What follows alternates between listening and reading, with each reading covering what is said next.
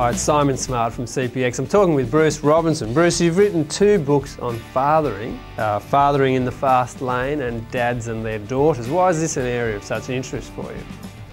Well, I'm a lung specialist and I see men who are dying. The lung cancer is the commonest lethal cancer, and I mean, how many times can you sit there when a man says, you know, if I had my life all over again, there's one thing I'd do differently, I'd spend more time with my children.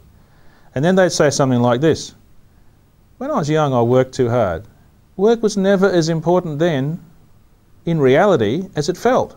Why didn't someone tell me? So I thought, maybe I'll write a book, and if someone gives it to them, they'll be able to learn that fathering is important, and it's actually not only important for the kids, but important for the dads. And the fact that people have been interested in my book has made me think it's worthwhile.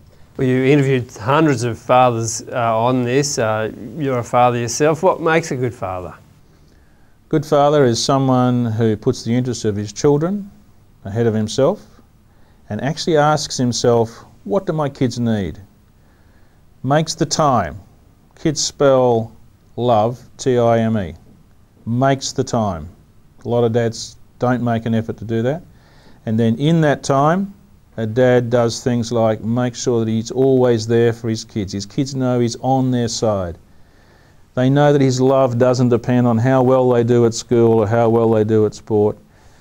And he makes them feel special, really special. Like they're not just something coming out of the human photocopier, but each of them is a unique masterpiece of creation.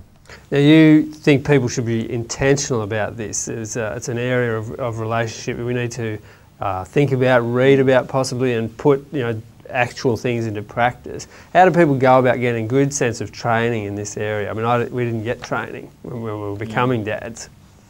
Yeah, I think this is one of the things that grieves me nowadays, is that dads realise they're important for their kids and they're really busy, so what they don't know is how to get time with their kids. Like, what are the tricks?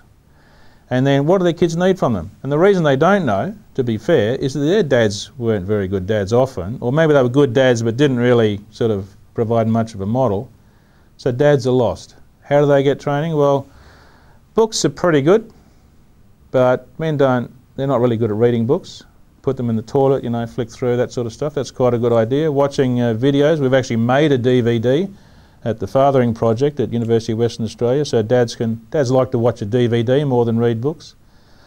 Mixing with other dads who are good dads. I know some dads who meet once a month over breakfast and talk about how to be a better dad, maybe read a chapter of a book. That has transformed the lives of some dads. And there's lots of good information on the internet and seminars and that sort of thing. And dads are reluctant to go. They say to their wife, you go, tell me what I need to know. But dads need to be involved. Get to the fathering seminars, learn what to do. It absolutely transforms the lives of some dads and consequently some kids, and curiously in the process, marriages. Makes them richer if dad's a good dad. Now, you've talked about the fact that Christian believers aren't necessarily better in their family lives, but they ought to be. Now, what's the reason for that? Why should Christians be better at it than necessarily others? Yeah, it's a good question. I've got to say, though, that I do find that, in general, Christian men, on average, have got this nailed better than in the secular world. And I think because churches create an environment where they have fathering seminars and they promote books, and also men learn about forgiveness and apologies in church. That's basically what a Christian is about. And that's important to confessing and apologising, and so it's important for the children, for dad not to pretend he's a hero, not to pretend he's perfect, but to say, look, I'm sorry, I shouted at you, I had no excuse and I really want to apologise. But there are Christian dads who get sucked into the world of work and they just don't seem to be able to stop. And that's sometimes full-time Christian work as well, and the kids miss out. There's plenty of children of Christian parents who are bitter at their fathers. And that is not the biblical model, that is not the model of the Bible. The Bible's model is that children are very important, and in fact you model God by being there and loving them unconditionally and making them feel special and doing things with them. You're actually modelling how God treats us. Now, you've mentioned before that the prodigal son, Jesus' story of the lost son in the Bible, provides a great model for a father. Tell us why you think that. The whole Bible provides a good model, but the prodigal son kind of encapsulates it, if you like, in one story. So, for example, the father of the prodigal son let him go off with the money and make his mistakes. He didn't run after him to rescue him. I think his wife might have nagged him and said, why don't you, if you loved him, you'd go and get him. Very, allowed him to make his mistakes. But he was there for him. His son knew that his dad was there for him. And sure enough, when he came over the hill, his dad was watching. He was there. His son knew that.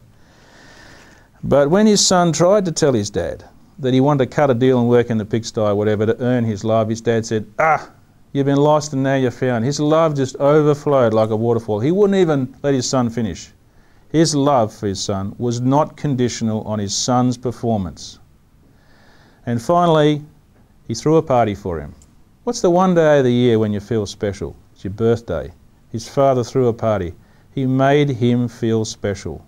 And this is exactly how God treats us.